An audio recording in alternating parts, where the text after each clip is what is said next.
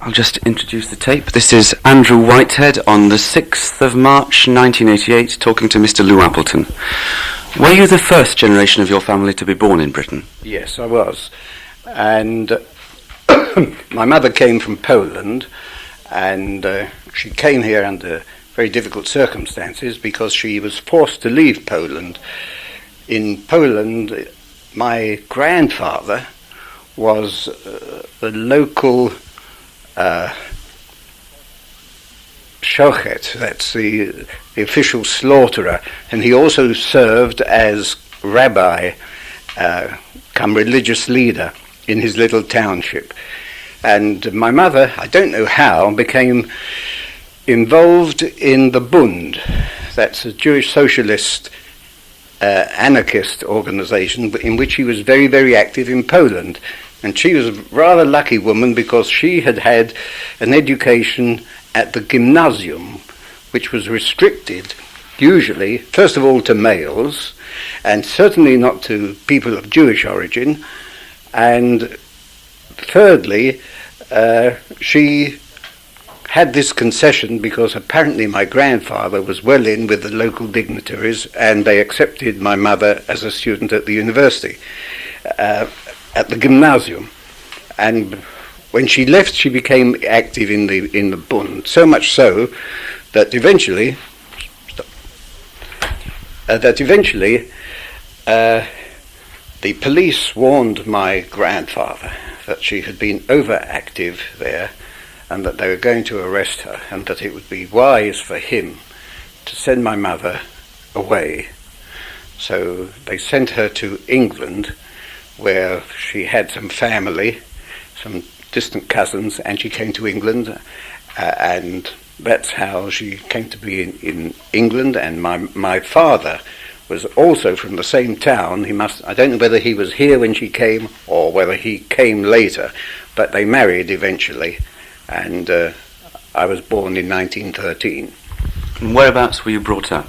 I was brought up in London, in the main part in London.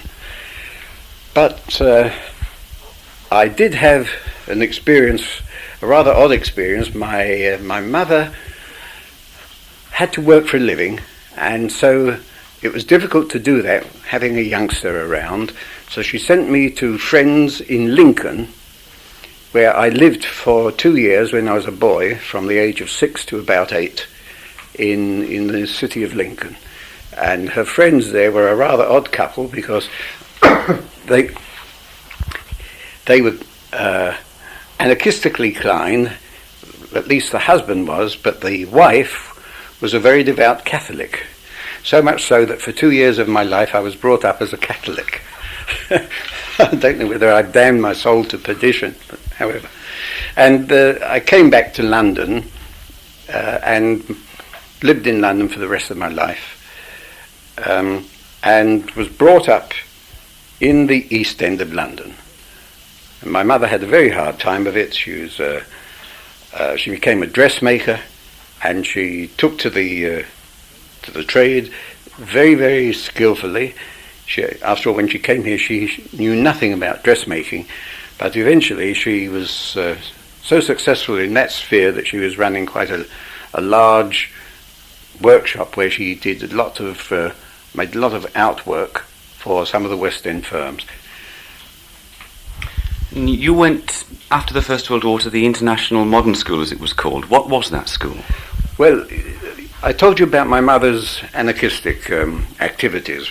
Well, there was a large sect of Jews in England who were anarchistically inclined, and they ran a Sunday school, which they called the International Modern School. And there, the children were all not inculcated with anarchism so much as a sense of humanitarianism. They were given values a little of a higher order than one normally gets in the school. And the Sunday morning classes would be listening to stories, singing, hearing tales about some of the early martyrs to the cause of anarchism, but at no stage do I ever remember them having said to the children anything about anarchism. Were these classes in English or in Yiddish? No, they were in English, and the people that gave the lectures and gave the instruction were English speaking, and there was a very, very good atmosphere in the place. The children didn't look on it as a school, really. It was like a social gathering. And they were very, looking back, I realized that they had quite a lot of understanding of the technique of teaching, because they didn't force things on the children. There were games, they had frequent outings.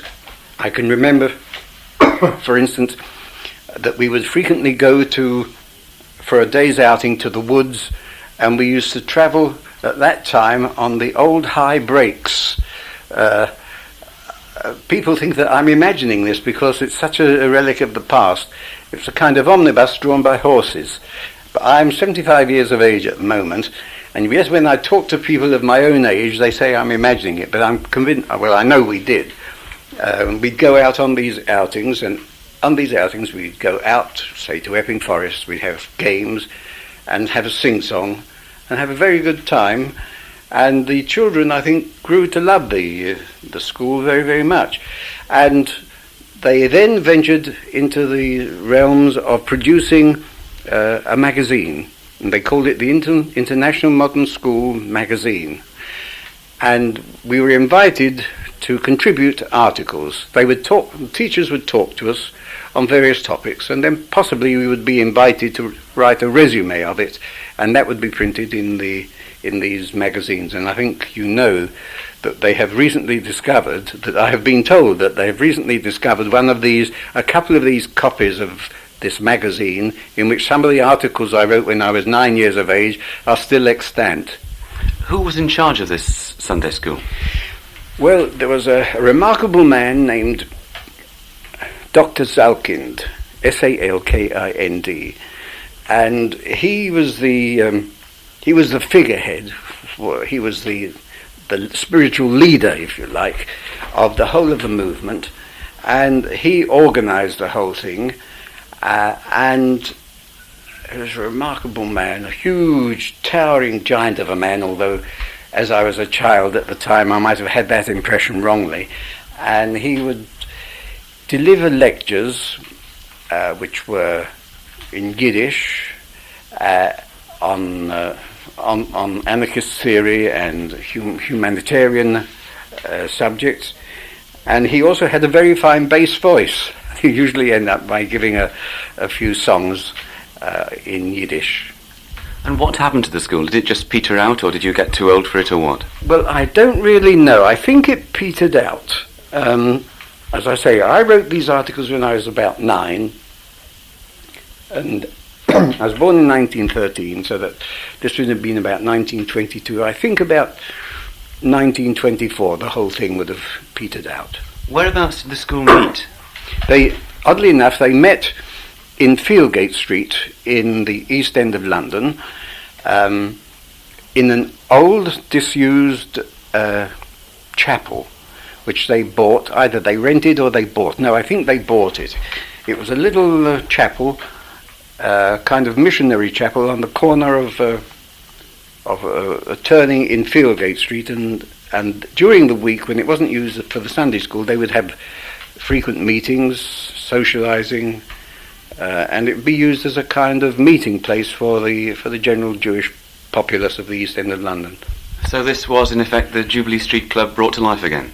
Well, in a way, except that the Jubilee Street Club was much earlier than this, and this was a kind of addition, if you like, a recollection, people trying to revive what had happened in the Jubilee Club. You mentioned that your mother was anarchistically inclined. What sort of forms of political activity did she take part in? Well, she was very active in committee work. They organised all kinds of functions to raise funds.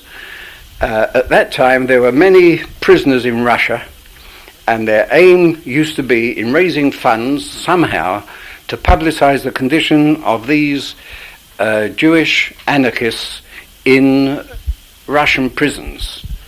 And I can well remember I'm sure it was 1922 on my 9th birthday, when I had a sort of birthday party, and prior to the party we'd been to a local cinema which showed you the conditions of the people who were imprisoned in Russia and the children who were starving in Russia.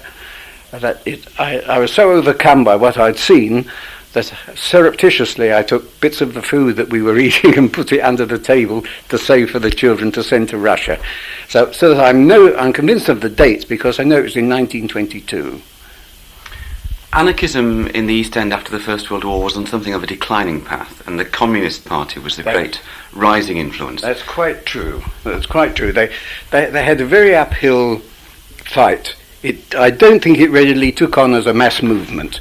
It was very, very much, I would say, not an elitist movement, but it was a very small movement, and I don't think it functioned I don't think it had a great deal of success.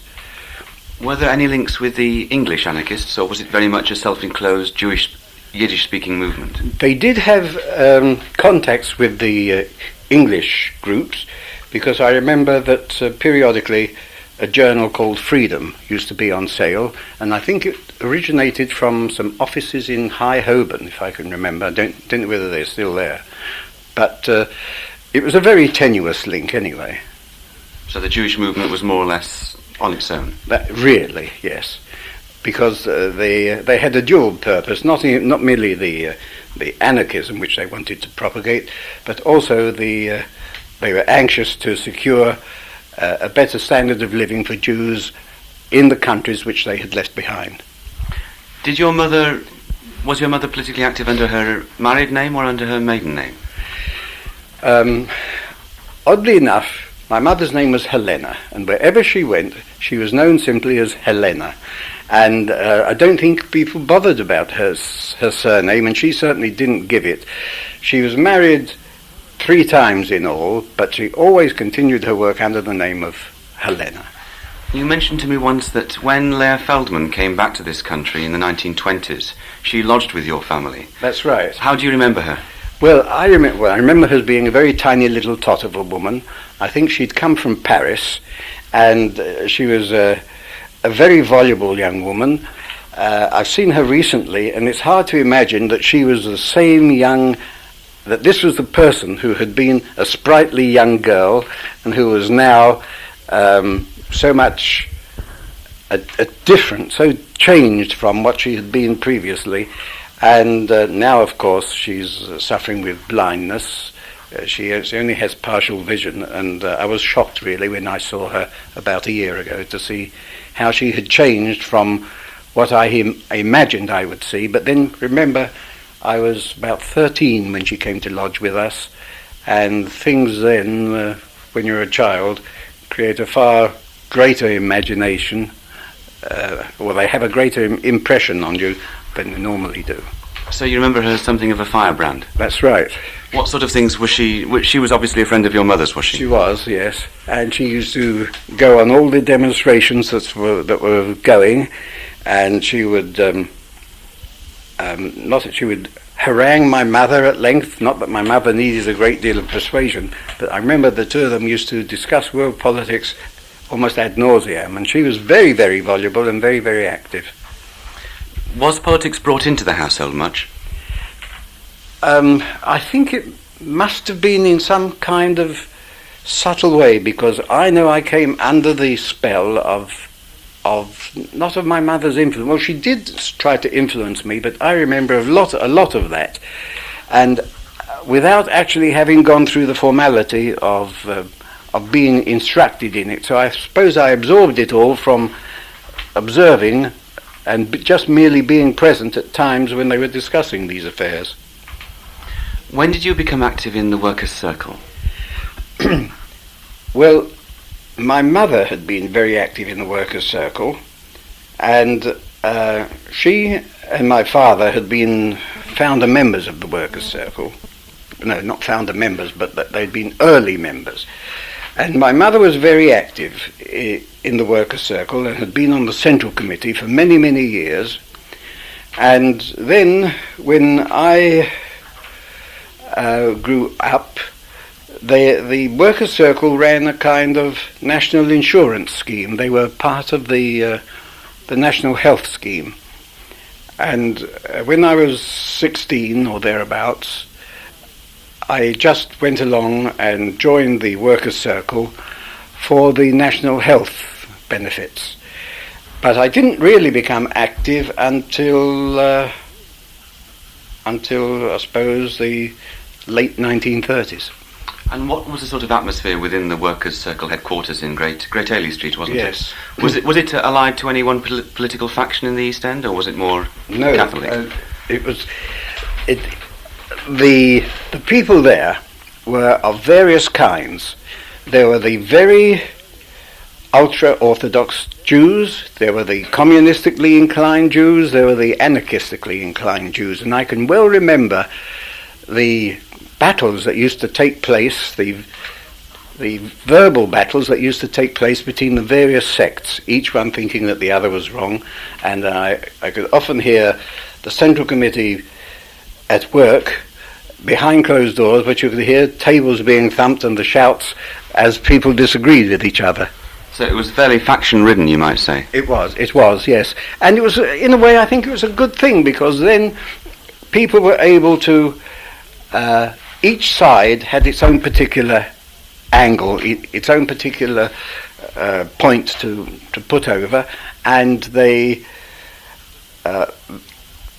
would vie with each other at the Central Committee, each trying to put one over on the other side.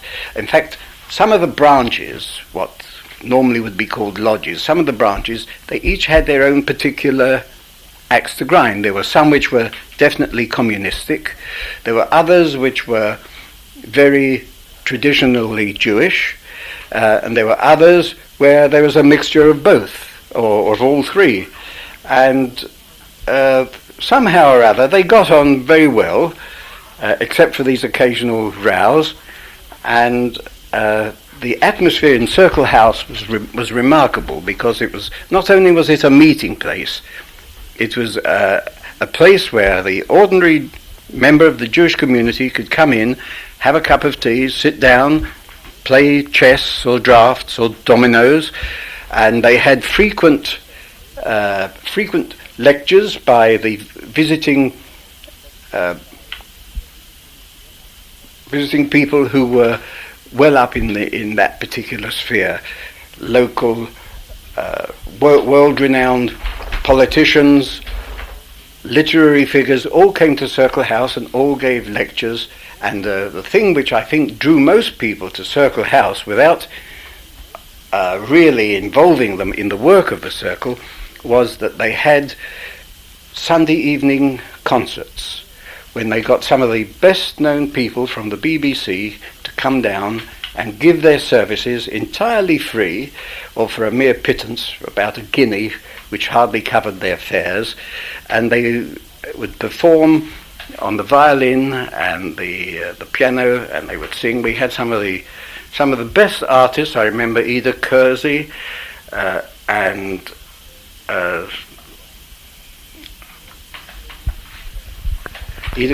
the pianist Solomon and the singer Nora Gruen.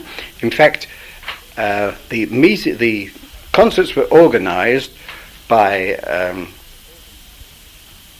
somebody in the society who was at that time a secretary in the society, and he and his young friend Alf Levy, they got together and they persuaded, I don't know how, to get some of these top-notch people to come down and give their services, and they brought culture. It was an enlightenment to the people of the East End. In fact, my first interest in music was kindled by attending these concerts in the East End, and it used to cost sixpence admission, and that included the programme, and you could hear people like Max Rostel, I mentioned John Hunt, the pianist, and eventually the people organising these concerts were able to persuade the Central Committee to buy a proper grand piano so that the people performing could give their services or give their ability the best possible field. And the concerts were I think were so successful because they were virtually opening a new field to all the people in the East End. What sort of political meetings would you have down there? Well, there were meetings in connection with political events in the country, fascism when it was rampant or it was incipient, and there were meetings there to organize against fascism. And in fact, one of the Workers' Circle members inaugurated an organization called the Jewish People's Council, which was really meant to combat the rise of Mosleyism and fascism. And when the Mosley March in 1936, in October 1936, started, Circle House acted as a kind of rallying point for people to come to receive orders about where to go and what was happening and so on, the things that led to the Cable Street affair. Now, you were brought up in an intensely political household. You've talked about your mother's activity in the International Modern School. Did you develop as a political animal, so to speak? Well, I suppose it must have rubbed off on me, and I too became a political animal, as you say.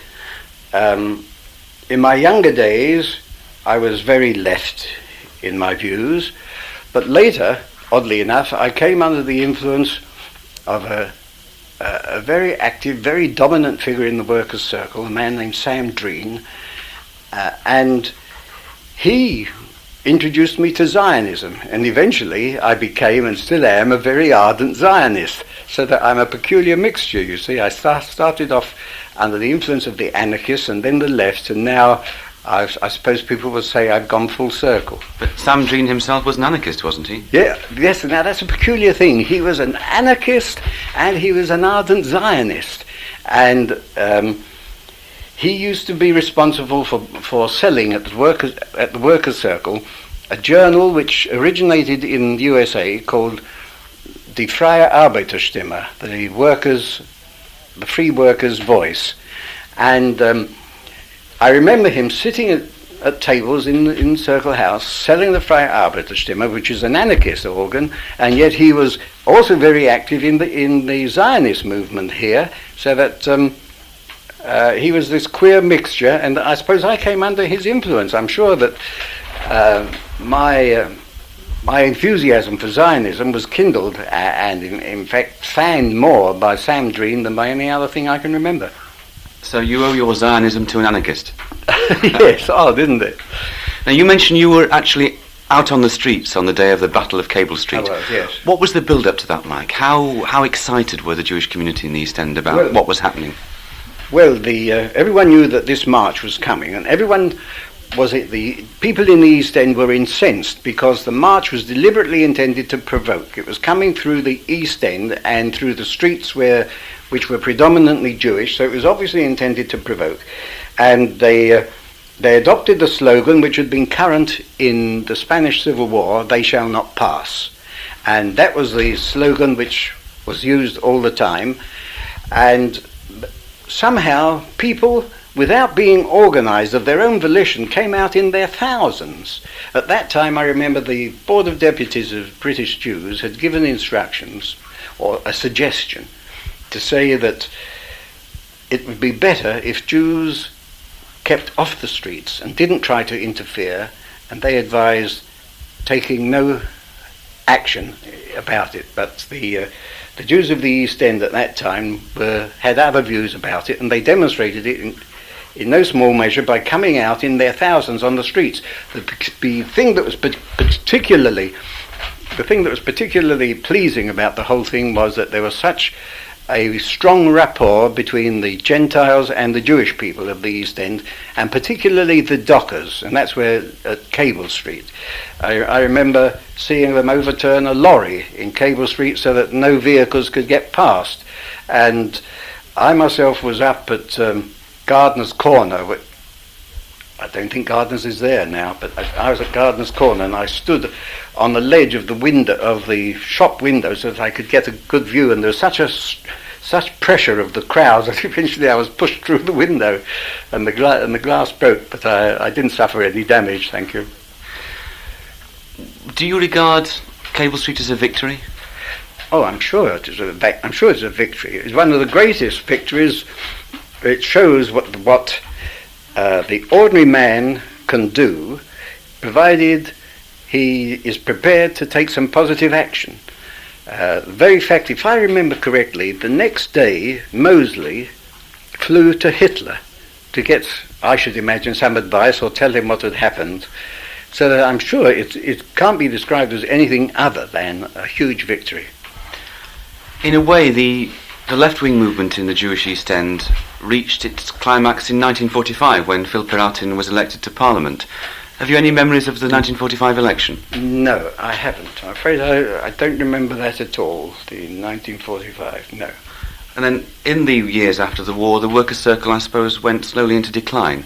Well, yes, you see, the Workers' Circle was in its heyday as regards the strength of its membership in the late 1930s. Then when the war came, lots of people just dropped out, and eventually when it resumed, when the war was over, I say resumed because the Workers' Circle continued throughout the war, giving its various benefits, etc.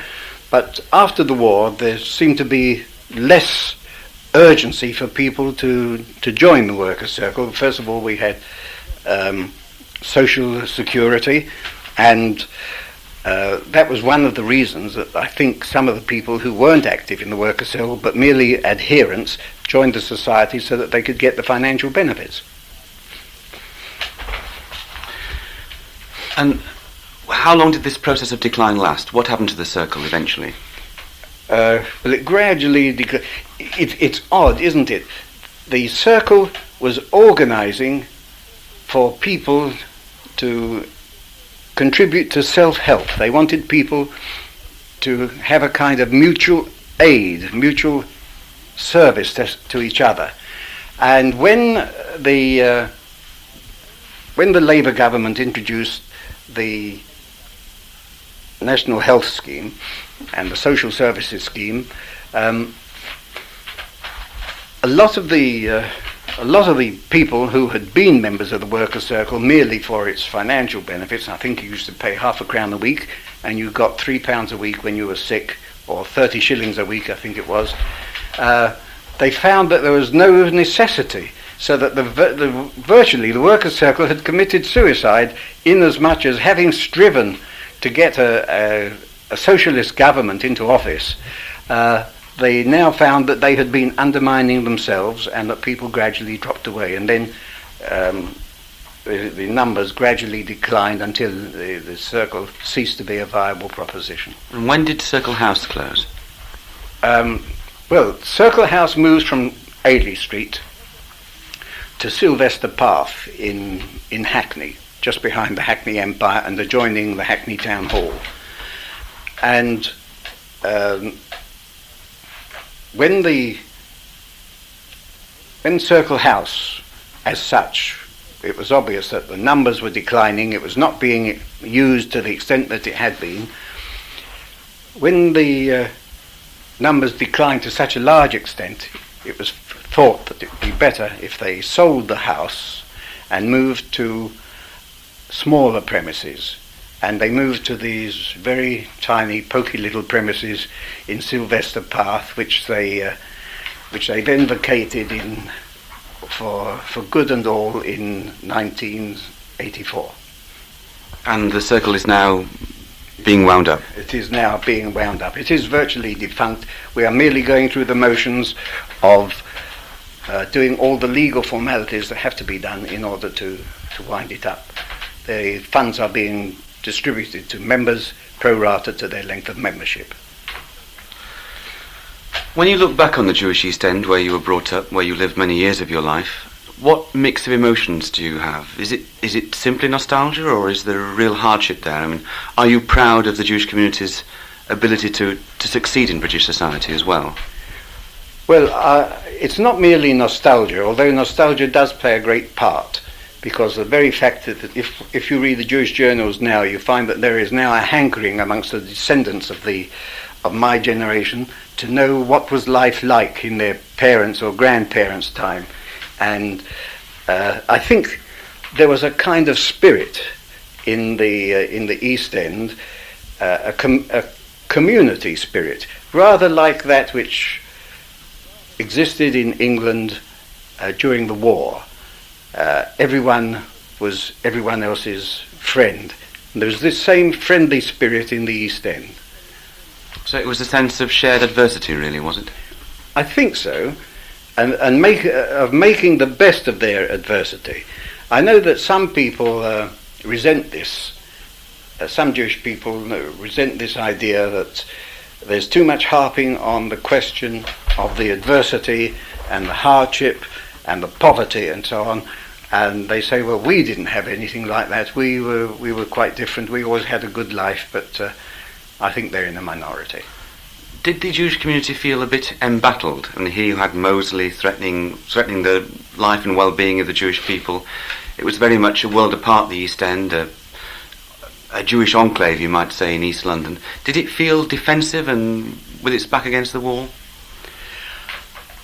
I think that was so in the 1930s when Mosley was on the rise, and of course you know that the fascism grows pro rata in direct proportion to the economic conditions in the country. There was a great deal of unemployment and times were hard, so that this tended to give Mosley a very fruitful source of recruitment. And the Jews, I felt, realized that they were in some danger. They felt there was physical danger and there was social danger, and they did try to bring themselves together to organize against Mosley. I remember that even some of the Jewish friendly societies, which were not politically orientated the way the Workers' Circle was, they even joined a conference which was held to discuss ways and means of combating the threat of Mosleyism and fascism. Why was it that creeds such as communism and anarchism, which never really found much support in Britain as a whole, won particular support in the East End? Well, I think that's because many of the immigrants had seen the poverty and the hardship that existed in Poland and Russia, and their souls were tinged with the bitterness of it all, and they felt that they had to do something that would prevent anything like that happening again. They knew what conditions were like in Poland and Russia. They had seen them all, and they felt that communism seemed to represent a saviour for Jewry. But I think that was only a small number of them, but from the fact that so few of them actually survive, and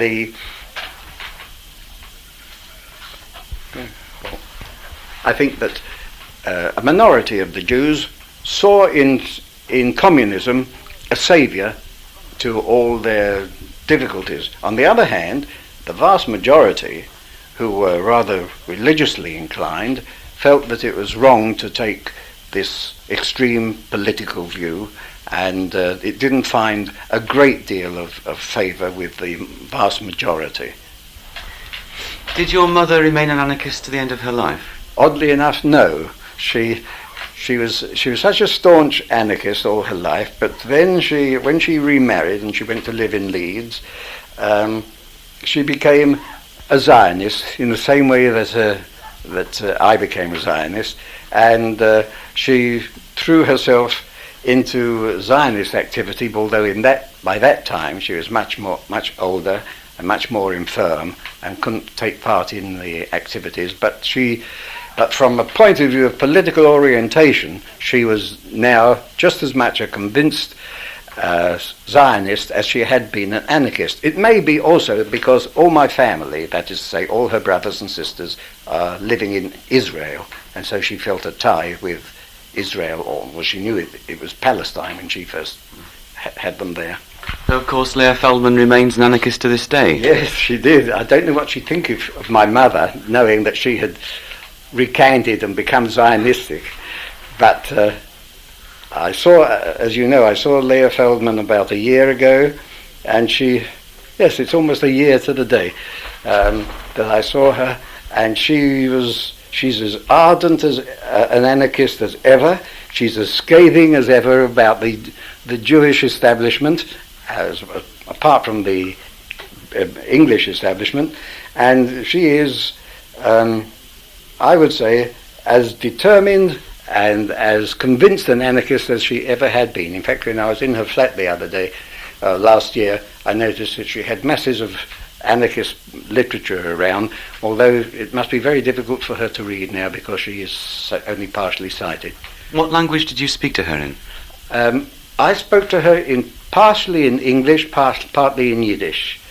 But I found that she seems to prefer speaking her rather broken English. But we got by very well. How do you remember her? What did she look like when you first knew her, when she must have been, around about 30 or 35? Well, she was, as I said, a slight figure, a rather bustling, energetic figure, very charming. She had a certain charm with her, and I can't understand how that could have changed to what she is today. But then we all change. Possibly we don't realise it, as we must change as we get older. Our physical appearance changes. Our political views change, sometimes without us knowing it. You mentioned that your mother was a dressmaker. Was she active in the local trade union?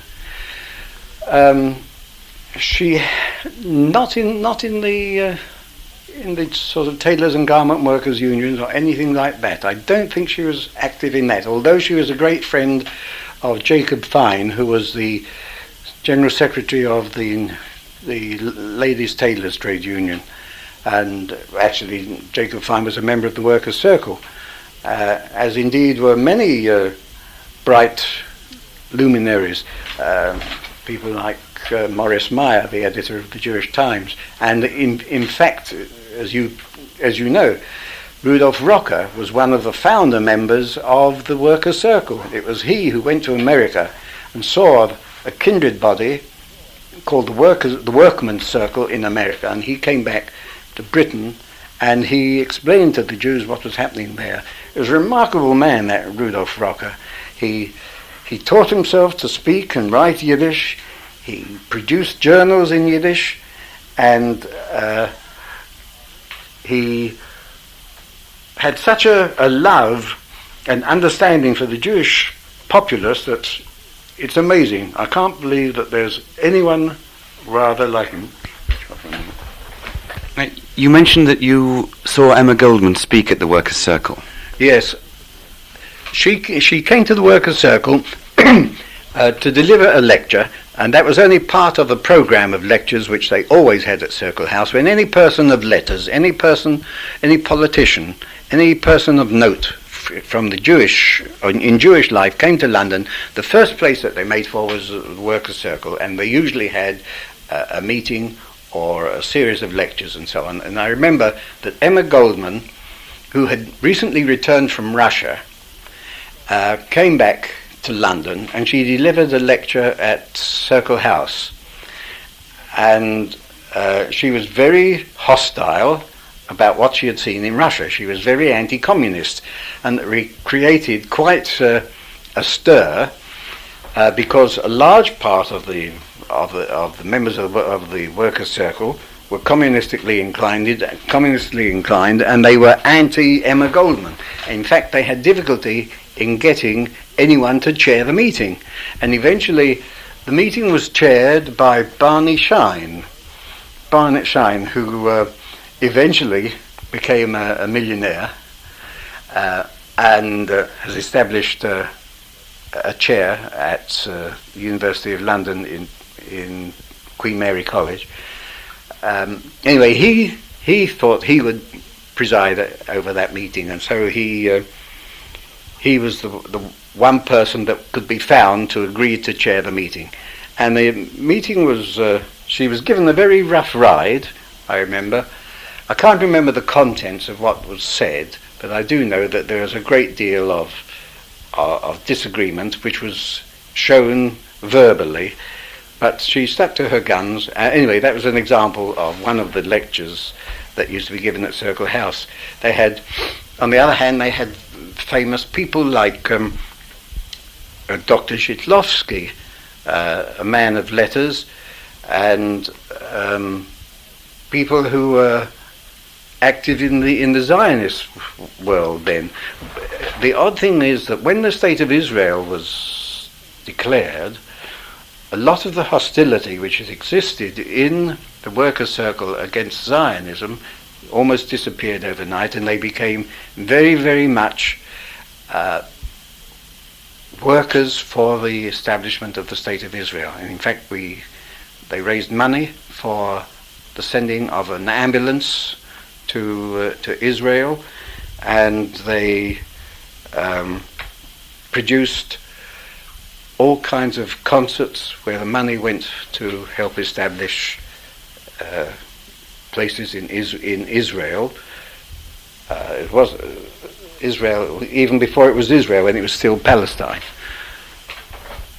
You mentioned that the Workers' Circle had a range of activities. It wasn't just a meeting place and a friendly society, it also had a convalescent home of its own. Yes. Now, at that time, under the National Health Scheme, if you wanted to go to a convalescent home, you applied and you were sent to some of the convalescent homes which were available. But as they were non-Jewish, many of the Jewish people felt that they ought to have somewhere where they could have kosher food or where the atmosphere was Jewish. So the Jewish friendly societies got together and they formed a body which bought a convalescent home which functioned for a long time and was on the east coast of Essex. I've forgotten the name of the town. Come to me. There was a library at Circle House. What sort of books did it have? English, Yiddish, political, well, it had novel? Mostly Yiddish, but it did have English books, and they were of a high literary order or a political nature. And the prime mover in this was a man named Mindel, Mr. Mindel, the father of the well-known Mick Mindel of the trade union, and he was so imbued with the idea of funding and running a library that it's thanks to him that this library was organised and was held in a room at Circle House in Great Ailey Street. And the library was so good that eventually, when the Workers' Circle closed down, they decided to give the books to the British Library at the British Museum, and they were cheerfully accepted. And I have a long list of all the books which were handed over, and they're remarkable books indeed. They range from politics to literature to the arts, appreciation of music, and so on. It really was a remarkable library. And when the Workers' Circle closed down, as I say, the books we felt that the best place for them to be lodged and housed was in the British Museum library, and that's where they are now. Was the library much used by members of the Circle? It was used a great deal, and in fact, Mr. Mindel, of course, was the real mover in it, but there were other keen people who used to make it their business. They'd have a rota and they'd attend at Circle House and issue the library books and keep a record of the various books that were taken out by members and the date they were taken and so on, just in the same way that an ordinary library functions, so this thing functioned at Circle House. And was there a newspaper reading room? Did you take the political journals, the Freie Stimme and the various communist and Zionist journals? Well, there was a reading room attached to the library, and there were various journals in Yiddish, mostly in Yiddish, from all over the world, but mostly America. And I can still remember the newspapers hanging up on their sticks on a rack, and it used to be well used. It was one of the really worthwhile things that they achieved.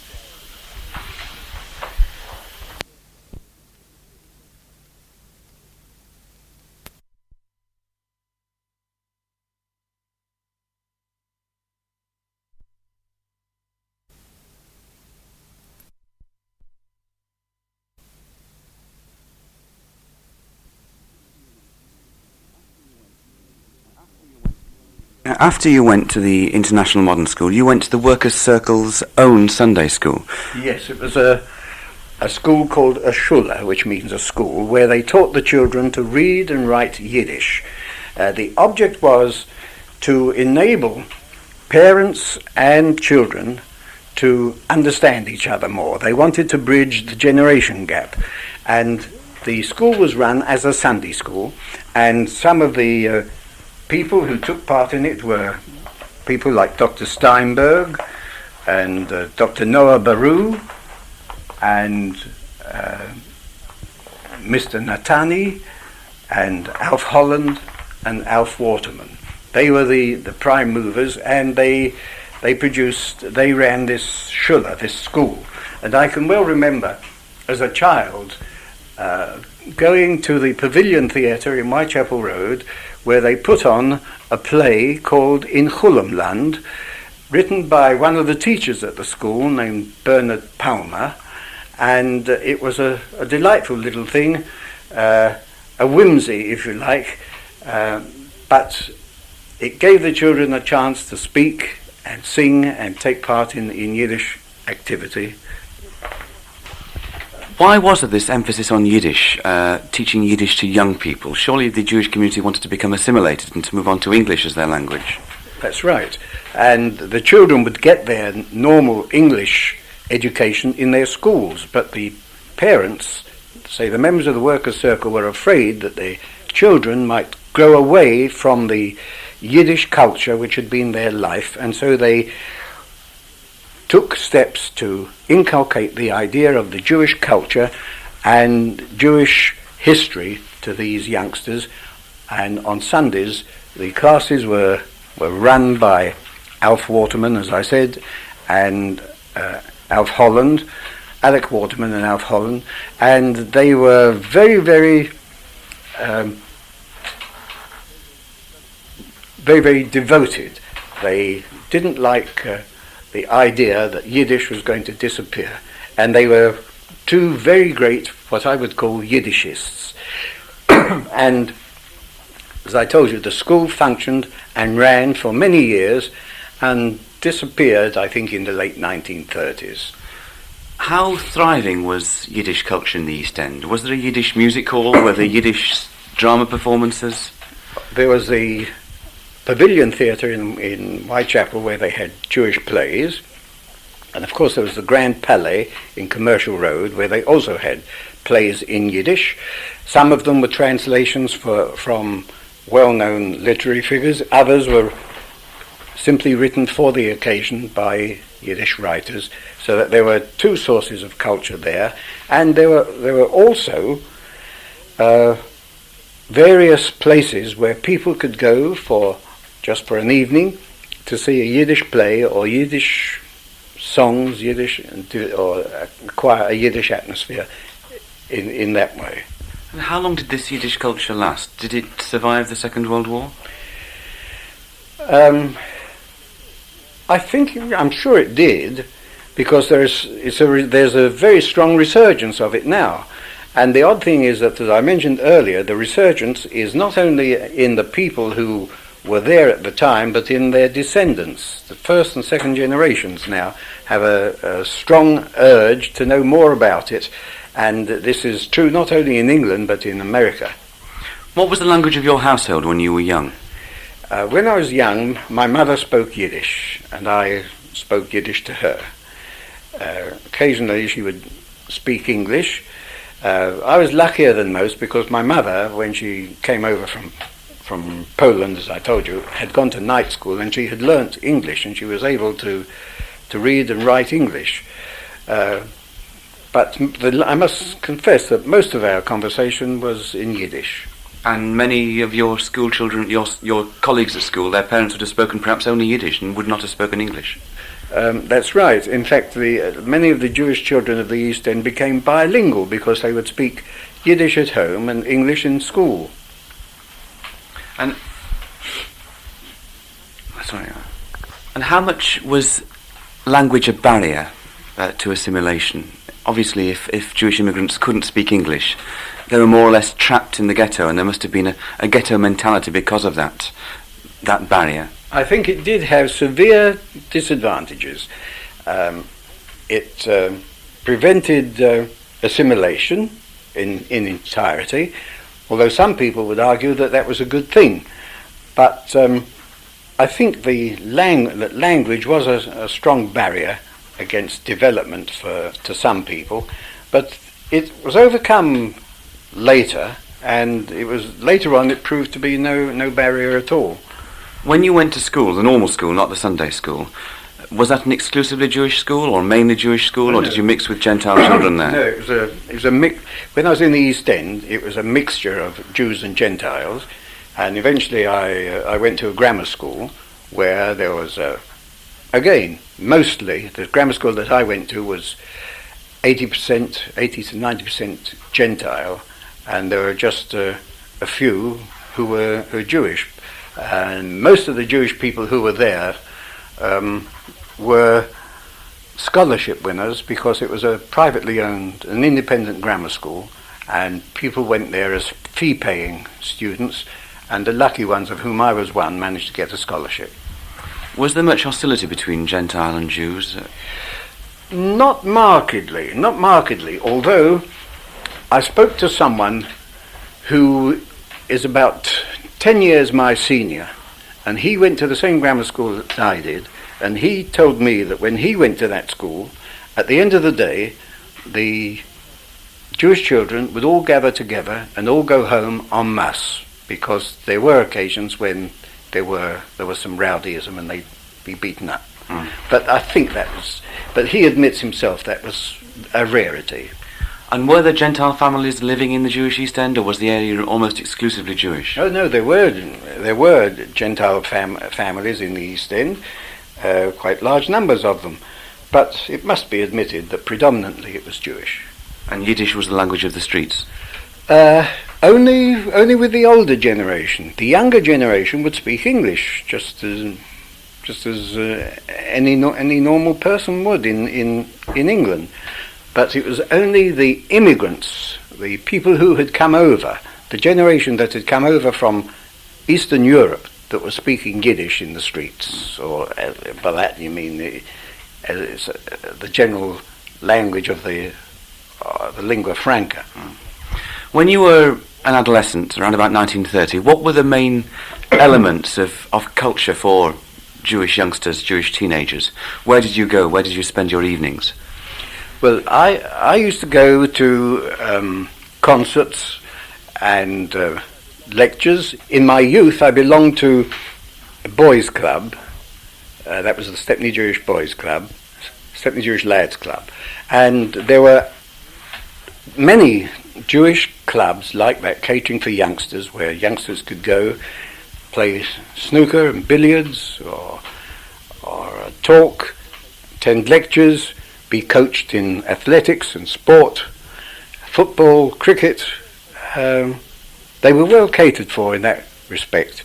There was a strong sense of responsibility for this Jewish adolescence, and I think that I owe I think very highly of those people who, because they came from more affluent circumstances and whose background was very much an upper class background, devoted their time to come down to the East End, to the various Jewish boys and girls clubs, and